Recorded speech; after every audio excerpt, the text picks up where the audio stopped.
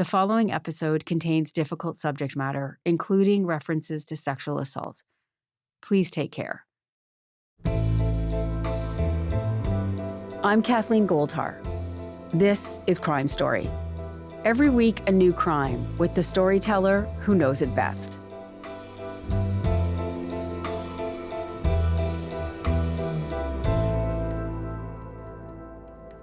One of the biggest podcasts of the year followed the cancer journey of a young woman named Amanda C. Riley. In 2012, Amanda's life was turned upside down when she was diagnosed with stage 4 cancer. And for nearly 10 years, Amanda fought hard, braving several relapses with the help of friends and family and a community of online strangers. But there was just one problem. Amanda never had cancer. Host and producer Charlie Webster spent years digging into Amanda's web of lies and created the hit podcast Scamanda. Charlie, welcome to Crime Story. Hi, Kathleen, and everyone, listeners. Thank you so much for having me on. I'm excited to talk through Scamanda because there's so many nitty-gritty, nuanced details behind the scenes that I think we can discuss. And before we discuss, and I have such a joy every time I get to say this because there's been more than one, but we can disclose that we have worked together before. So that's something that I always want people to know, that I actually know you on a more personal level than just the woman who produced a massive hit podcast. I love that. We actually know each other. Yeah, we actually do. We worked on the Shermans together. Something I'm really proud of, and you did a brilliant job bringing that to justice. So yeah, it was great to work with you, and I'm glad that we can carry on talking about different stories as well, and hopefully work together again. That would be awesome. But let's talk about Amanda, because she is quite the character. Tell me who Amanda was. She's still alive, despite her diagnosis. Yeah, despite having cancer many times at stage 4 and then relapsing. You gave a great introduction because Amanda started a blog in 2012, which you talked about, called Lymphoma Can Suck It. And she detailed her cancer journey so intimately. So many people connected to it, and she gave hope to a lot of people. You've got to think about the time as well.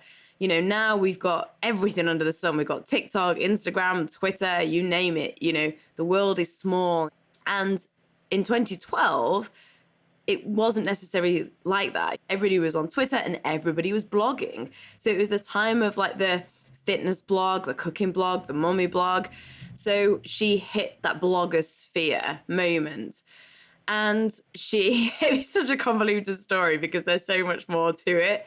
But she originally was part of this family because she came into this family as a 17-year-old where she taught cheer because the eldest of the two girls had, guess what, Hodgkin's lymphoma.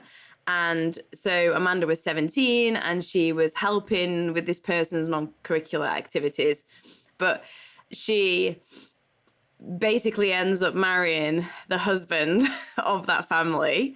Then the couple, Alita and Corey, who were the parents of the two young girls, Amanda ended up marrying Corey down the line, and who was 12 years her senior. So if you kind of think, maybe there's lots of different plays of where this might have come from, and the fact that she spent a long time with a young girl who had Hodgkin's lymphoma, and then later she had Hodgkin's lymphoma.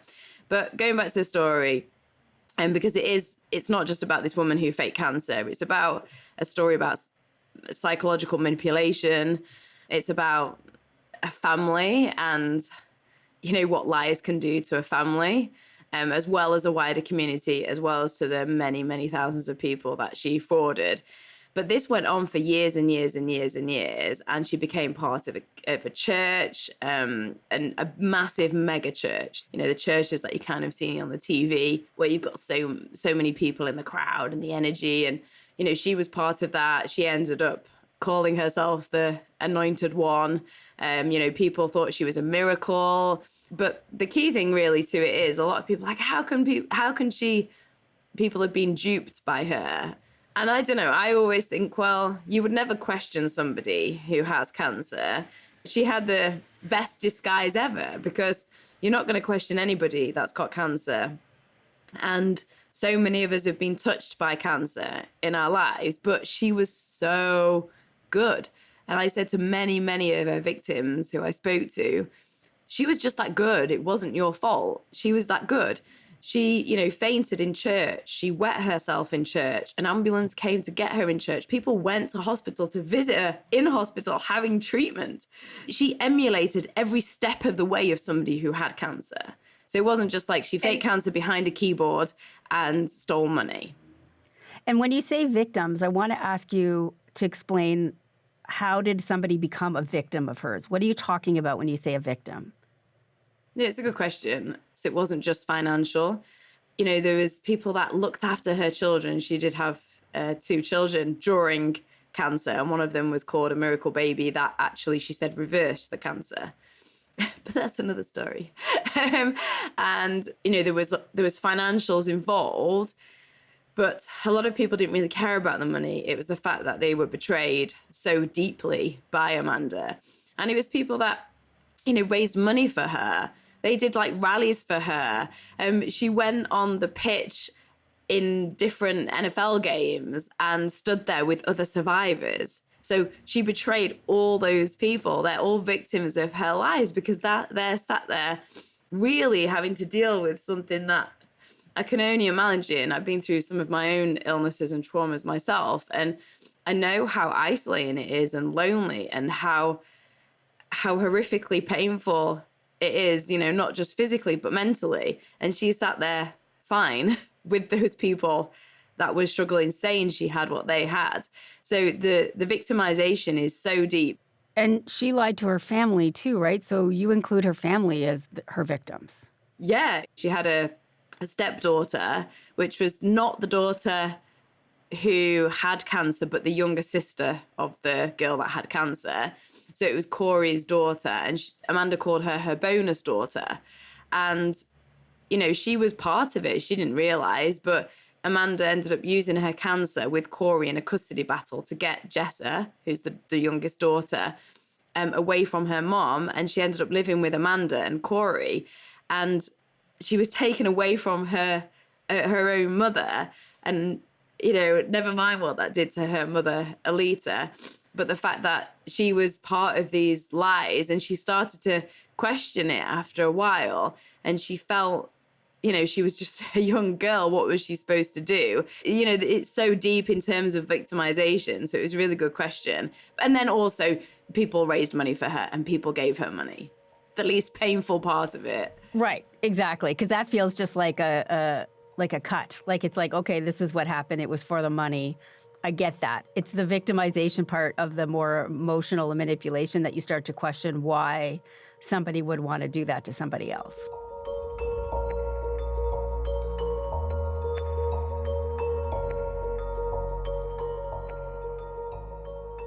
So thousands of people, decades, or at least a decade of scamming these people. She is like full in, this is her identity, but it does start to fall apart.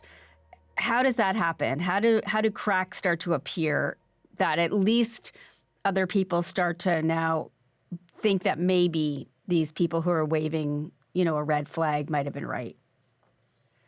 Yeah, so I think it's important to break that down, because actually not many people did think that.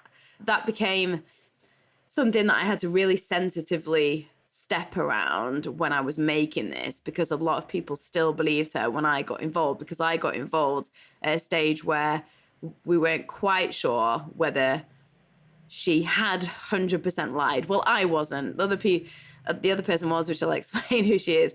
But how it started was Nancy. Who's Nancy? Yeah. Nancy's a hardcore crime producer. That's probably the best way to put her. And a very different personality to me, which I think worked very, very well.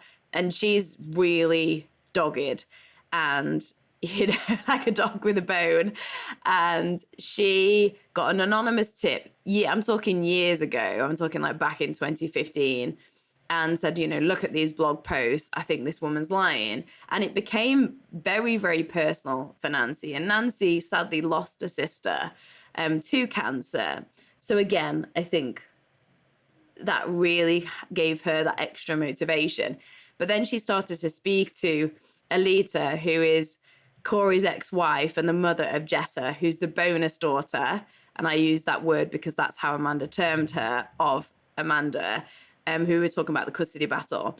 And Nancy could see, like, you know, the pain that Amanda was causing. And so she pursued and pursued and pursued Amanda and really looked into everything and didn't believe her. And so it was Nancy who actually handed it over to the police and then in the end to the IRS, which is how Amanda got caught. Because again, something we should talk about is it was really hard to catch Amanda legally because it's not illegal to lie. And the thing about these kind of crimes is they're very, very behavioral and psychological.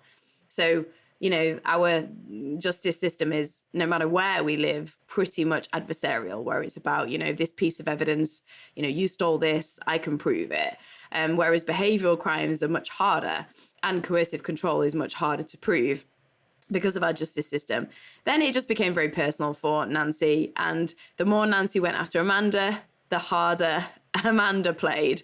And Amanda actually sued Nancy and got a restraining order out against her and cost Nancy a $200,000 lawsuit. But what's interesting to your question is when you said, you know, waving the red flag, you know, did people come suspicious? No, actually, they thought Nancy was one of these horrible press people that was like just going after an innocent young mother. Because Amanda's young, you know, she's, I think, 37, 38 now. But, you know, she started doing this in her early 20s. And so, you know, this poor woman who is advocating for cancer, she's raising money, she's a stand-up beacon in the community, she's got cancer herself, she's fighting stage 4, she's a miracle, she's got children, she's, you know, and this horrible, you know, journalist is coming after her. And that was the narrative right up until Amanda was sentenced. Like, right up until the moment she was sentenced. And even then, people were like, still not sure. So that's how convincing she was. And when, you know, when I started to speak to people, it was this like, what? I just can't believe, like, what? You know, it's like, this is not the Amanda I know. And it was so conflicting. Not one person. Well, I mean, a few people were like, okay, you know, actually, like, there were a few things in hindsight. And you know, I spoke to people when Amanda was younger, not in the podcast. This is after, and they said that she used to lie a lot. But nobody said to me, yeah, actually, she was this and she was that. But the majority of people, like, don't understand, like, you know. So it was actually Nancy that became the baddie. And then I actually, in the podcast, tried to kind of use the two female characters to see what you thought about either of them. Because again, Amanda played into the innocent victim because she's very charming. You know, I spoke to her many times. She's very, very polite, very charming, very endearing, looks you in the eye, really, empathetic. And Nancy is a wonderful person, but is far more like on the nose and a very different manner. So I think they played into each other's roles just because of their natural mannerism. So Amanda was so good at it, and so many, like you said, you couldn't, you know, find anybody for a long time who was really ready. But who $tipped off Nancy then? Do you have any idea? I do, but that's the $1,000,000 question. I can't, because I agreed that I wouldn't out this person. Now, the reason why is because they felt scared of what Amanda might do, but this person didn't want to be revealed. Maybe down the line she will be, because, like, hint, hint, we have other projects building off of this one. But right now, like, out of my duty and confidentiality to her, like, I can't say, because that was part of the stipulation. Yeah, of course. No worries.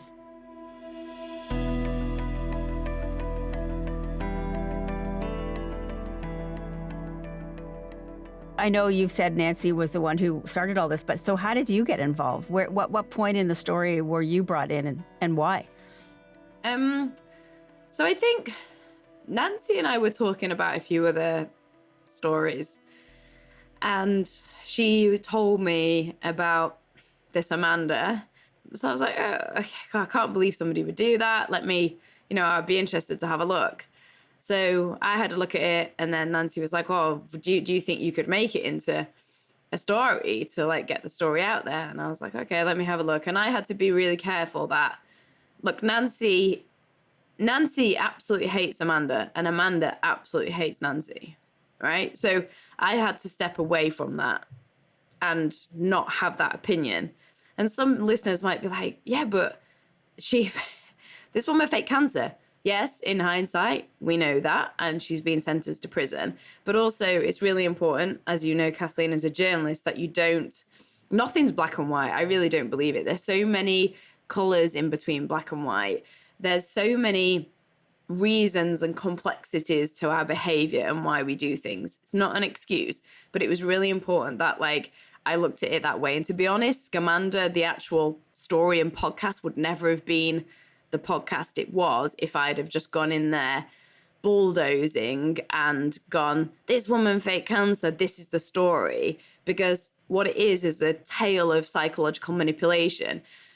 And I'll go back to your question, but the reason why I made it like I did is because I wanted the listener to feel and understand that behavior, because the behavior is actually more common.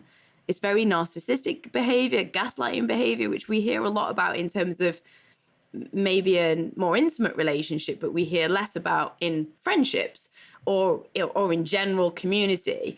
But sadly, it is quite common. So I really wanted listeners to go along that journey and not have me tell them what to think or me tell them what this woman did.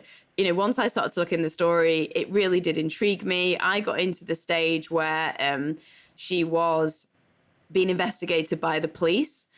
Her house had been raided by the police. Amanda didn't stop. She carried on posting. She actually, the more the police went after her, the more she turned the heat up and doubled down. And so I got involved in that stage. And then Nancy and me went through all the blog posts, but Nancy had done so much work beforehand. And then I separated myself and started to do my own investigation. So who did you talk to?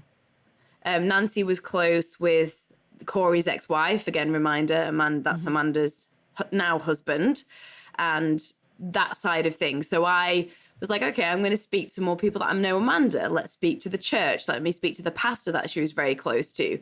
Let me speak to her closest friends. And there's some people that aren't in the podcast because, again, they were slightly too fearful to go on tape, on mic, and some actually, sadly felt maybe ashamed about as if they were complicit, even though they weren't. And that's the funny thing about our behavior, right? And going back to the conversation about victims, we sometimes blame ourselves. And few people I spoke to were like, I don't understand how I could have not seen it. And part of my job was to also reassure them. I've never been in that situation, but I have been in situations of betrayal and narcissism on the other end of it, and trauma myself. So I understand that you self-blame. It's like a really common symptom, maybe, should we say that, of trauma. But I think you particularly would be sensitive to that stuff, because I don't know how much. I think we should talk a little bit about you, because you have had trauma. I mean, you've been very open about it, so we're not going to be talking about something that you don't put out there. But I think your history does help who they see walking in the room to have that conversation. And I think probably from your background, you have a particular way of approaching those conversations that make people even subconsciously understand that you know what it feels like to be confused and a victim of something and unsure of how it got to that point. Am I saying that right? Yeah, thank you, and for bringing that up, because I do understand. Yeah, like I've had just a very quick one, and I don't want to trigger anybody, but I was raised in very severe domestic abuse. I come from a very poor background. My mum had me as a teenager. We were homeless twice when I was younger. Then when I was a teenager, I was groomed and sexually abused by my running coach. So, I had a lot of turmoil before I even turned 18. And then in my adult life, 7 years ago, I fell critically ill and I ended up in a coma. And then that was another trauma and another fight. And I've also gone through the battle of, feeling ashamed. For a long time, I felt ashamed about what happened to me and ashamed about my past. Even going into this industry, I was like, well, if people know that I'm from that, because, the industry is quite privileged and it's hard to come from where I've come from to even get to where the majority of people start. So, I carried that, that shame even into starting media, and thought that, I wasn't good enough. And then after a while started to realize, to your point, that, oh, the people I'm talking to and I'm working with are people like me. I even did a show called Surviving El Chapo recently. And I worked with Jay and Pete Flores, who are twins that turned Chapo in. And I know we're here to talk about Scamanda, but people would think, they were the biggest drug traffickers in North America. And then they turned on a dime and they ended up turning El Chapo in voluntarily. It's unheard of, and put themselves at risk. And people would think, what am I? I can't relate to these people, but I can. We spoke for hours and hours about post-traumatic stress disorder. We talked about mental health. We talked about our chaotic backgrounds. We talked about, their dad was in prison. We talked about they were groomed behaviorally from a young age to drug traffic from the age of 7. And we talked about those learned behaviors, and we had so much in common. So I think, I soon realized that, maybe I could help tell stories and help people see them on a different light, because in ways I can relate to a lot of the emotions that connect to them. And I could, in the case of Scamanda, in the story of Scamanda, I even spoke to Amanda and didn't go there shouting or judging or going, give me an answer, which is what I know other people tried to do with her. I'm not here to judge. I'd just love to understand. And with, again, victims, and maybe some people wouldn't like being called that, but, they were victims of a crime. Let's just hard line it. It's no emotion or judgment around it. They actually were. And whether that's emotionally or financially or, their time, people gave so much time to Amanda and their heart to Amanda. And I think sitting with those people and helping them understand that it wasn't their fault. And every single person said to me that they had a piece of the jigsaw in this story, right? But they didn't know the rest of it.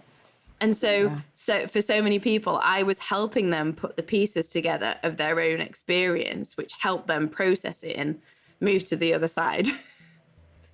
That was a very long thing. I'm going to do a really little shameless plug.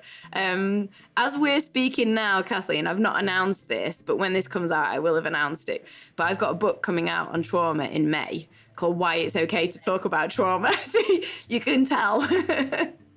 That's awesome. That's awesome, Charlie. Good for you. Because you're not busy enough, because you don't spend enough time writing. But whatever. I know. I need to get out more. Yeah, exactly.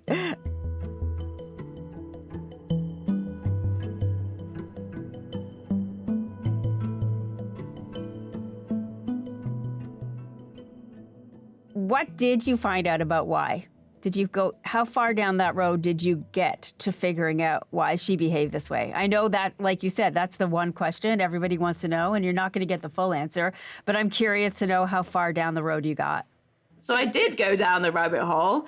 Nancy would think differently. Nancy thinks that it was financial. I really don't think so. I don't think it was premeditated con. And I was really in two minds about calling it Scamanda, because originally we were using Scamanda as a joking working title, and then I ended up calling it that. And I was in two minds because of the word scam, because it's scam Amanda. So Scamanda. And I didn't feel like it did it justice because of the why. Because I don't think, to me, a scam is like I always think it's like a con, it's something that's premeditated, people scamming people out of money. Whereas Amanda, I feel like it was something that she did and she lied, and then it just grew from there. And she got validation through it, and she got attention through it, and self-worth through what she was doing. And then it just carried on and carried on and carried on. So if you're in that situation, right, you can't, when people start questioning you, if you really think about it logically, if you go, oh no, I'm outed, I've lied, then you've got to look in the mirror and you're going to lose a lot. So that's why a lot of people double down on their lies, because it's self-protection. It's human self-protection, going back to fight and flight, because it means that you can carry on, not without losing face. So it's actually quite a common behavior for people like that. And I honestly, to a point, think she believed her own lies and what she was doing. And if you think about it, and again, I just want to caveat that this is not a justification. It's just to understand her behavior. She was stood on stage and people were like in awe of her. She became a local celebrity, and that's attractive to a lot of people. It really is. A lot of young people, they go on TikTok, they go on YouTube because they're trying to be known and a celebrity. And I think that's what it was. She got attention, she got free things. I don't think it was about buying a Ferrari. It's interesting that she still holds it up. So in prison, she's obviously not being treated for a cancer, and she's still alive. So how is she telling you that all makes sense? That's a really good question. I mean, she is in a medical facility, which is interesting. And she is saying that she is not very well. I don't know what with. And I don't know whether that's true or not. But that's what I know. And that's what she's telling me. And, she does say that she is sorry about the people that she hurt. But interestingly, when you listen to the podcast in the last episode, I had like a creator's choice to make, because I play out the court situation. So I play out Amanda's whole statement and the judge's statement. And a lot of creators would have just cut that out and said, oh, she got sentenced to X amount of years. She got sentenced to 5 years, by the way, which was the first case of its kind. And also the recommended sentence was 12 to 18 months, and she got 5 years federal. And now this case is being used by police all around different states in the US, how to catch these people. But the reason why I played that out is because I wanted people to hear what it was like, because I was in that courtroom and I wanted to hear what Amanda said, because she didn't actually say that she lied about it. And she did, she said sorry about the people that she'd hurt, but she's never actually said that she lied about cancer, which I find really interesting.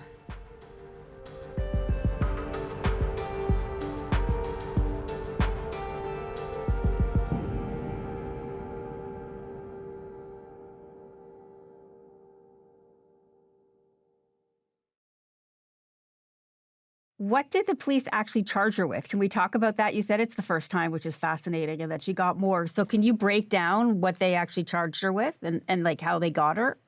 Yeah, I find this really interesting. So the police went after her. It was the San Jose police, and it was a detective called Jose Martinez, a really great guy. And he's in the podcast.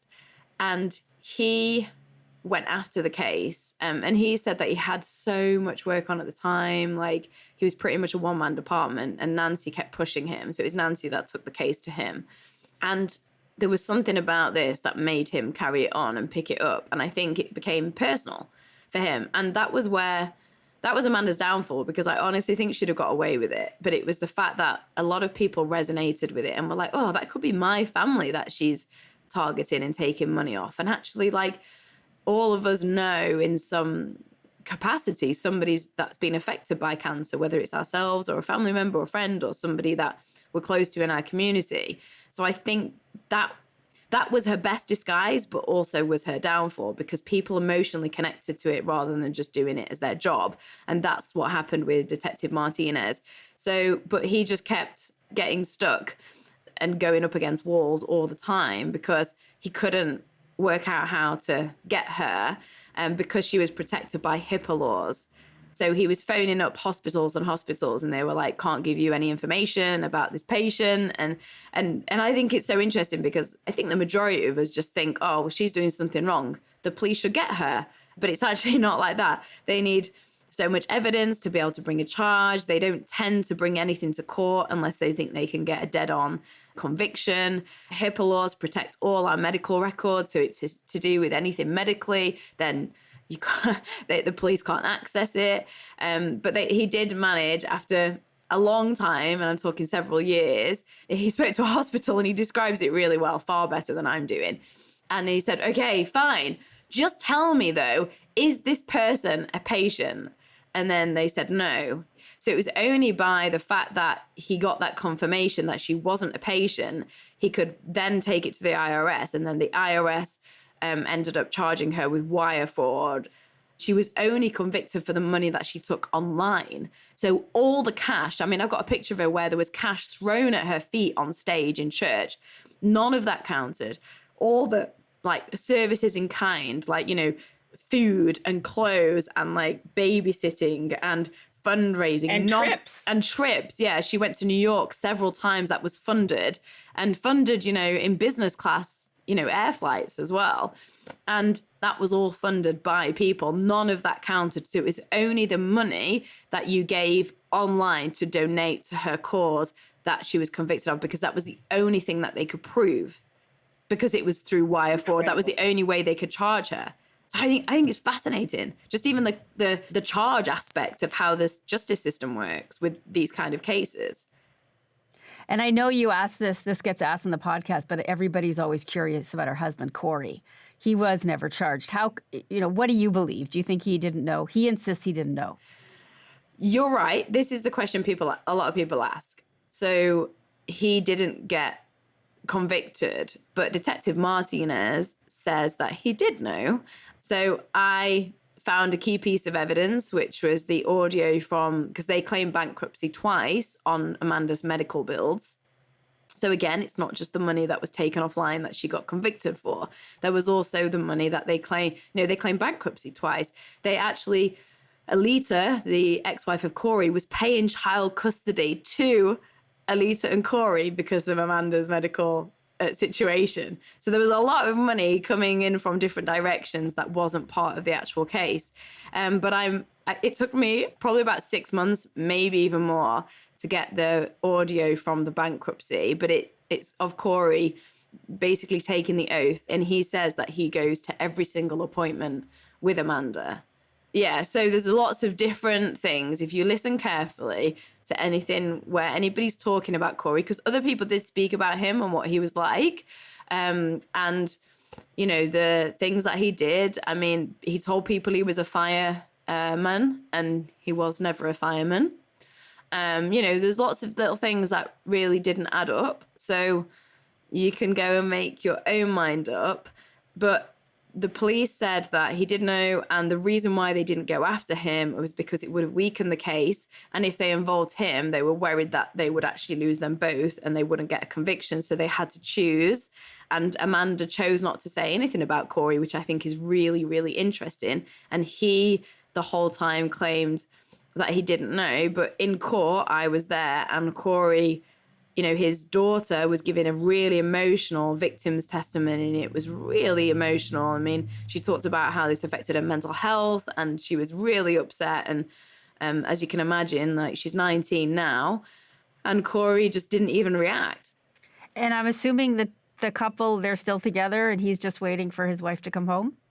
Yep, they're still together, and he has they've got 2 little boys, and which, the grandparents of both sides look after the little boys as well. And Corey's got the boys, and they're still together, and it was interesting because when I first got the story, and, we're talking about how you look at a story and how I personally look at something, I was like, oh, hang on, there's like a 12-year age difference. Is Corey's 12 years older than Amanda?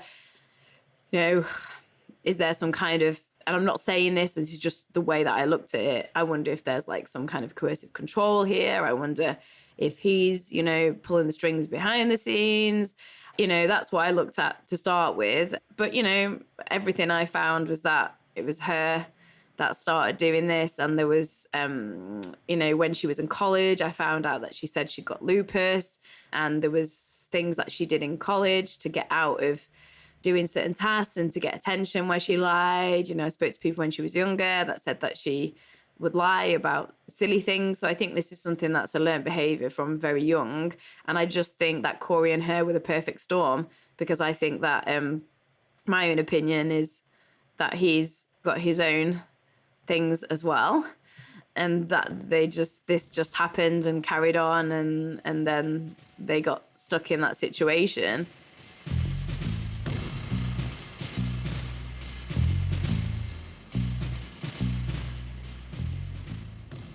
I think I say in my intro, it's one of the most successful podcasts of the year, but I think it was the most successful podcast of the year. Can you tell me, lastly, sort of the response that you've had since this thing blew up? Yeah, the response has been phenomenal. And it's been so fascinating reading people's comments. They ask a lot about Corey. A lot of people said, why didn't I talk about a diagnosis of Amanda? Like, did she have Munchausen syndrome or, some kind of disorder? And the reason why I didn't was because that was never mentioned in her court case. It was never mentioned in her defense. It was never mentioned in anything by the police, any records, any medical stuff. It was not mentioned. And I thought it was really important that I didn't decide to give her a diagnosis. Even if I brought a psychologist in, I've said I've done a lot of psychology work myself. That person's just making a judgment based on the podcast. And I thought it was important not to take that away from the victims as well. And it's a story of psychological manipulation. So that was one of the comments. And also, like, the decisions that I made, some people said, you could have made it shorter. And I was like, no, because it's not about the end result. It's about how she did it. And it's about taking you on that journey. It's about immersive storytelling as well. Like, I used Amanda's blog. For people that haven't listened to it, Amanda's blog posts are wiped from the internet now. And, I used her blog post to help tell the journey from her point of view and how she did it and what she did. So it's just fascinating storytelling, not let's get to the point. And also, one of the other things is like the repetition of, now she's got cancer, now she hasn't, now she's got stage 4, now she's relapsed, now she hasn't, now she's back. And the reason why there's that repetition isn't because I'm repeating things, because that's what she did. So it's important to show that. If I just go, she's got cancer, she had it, 4 times and relapsed 4 times, then that's boring. And you need to feel how she did it to understand the complexity of what she did, and how, I'm talking like not just hundreds, thousands of people were along for the ride and believed her, right up until that there was people that stepped into that court that still believed her. Yeah, I think that's the incredible part, is that you show just how long it lasted and how good she was at it to maintain that lie for so long. She really had to be good at it to make you believe that somebody could relapse 4 times. Exactly. Yeah. And still be alive. Yeah. Exactly. But it's, again, I think it's not as obvious. There's hindsight, right? You can look back and go, if you look, yeah. I feel like I could talk about it for ages. So thank you so much for joining us. It's really nice to see you, and it's nice to hear from you again. Thank you for having me on. Thanks everyone for listening too.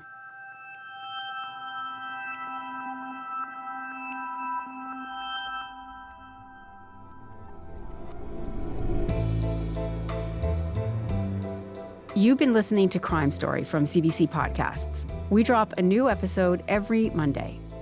You can get our next episode a week early on CBC Podcast's YouTube channel, or by subscribing to the CBC Podcast True Crime channel on Apple Podcasts. In addition to early access, subscribers to our True Crime channel also listen ad-free. Crime Story is written and hosted by me, Kathleen Goldhar. Our producers are Alexis Green and Sarah Clayton. Sound design by Julia Whitman. Our senior producer is Jeff Turner, our video producer is Evan Agard, and our YouTube producer is John Lee. Executive producers are Cecil Fernandez and Chris Oak. Tanya Springer is the senior manager of CBC Podcasts, and Arif Noorani is the director of CBC Podcasts.